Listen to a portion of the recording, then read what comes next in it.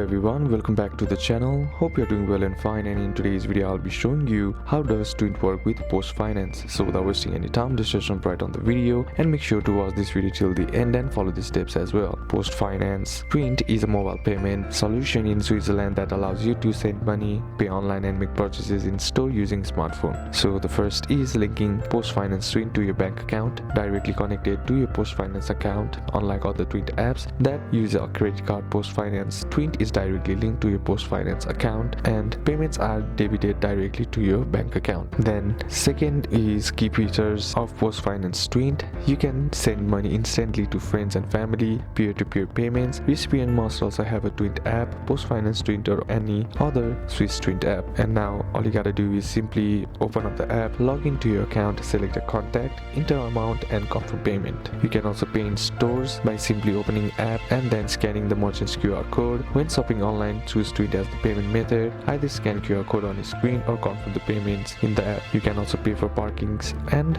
buying tickets and vouchers as well. So these are a couple of steps that you can apply, and that's it for today's video, guys. Hope this video was useful to you. Leave a like if it did. Comment down below what the next video should be on. Consider subscribing to the channel. Thanks for watching. Bye bye.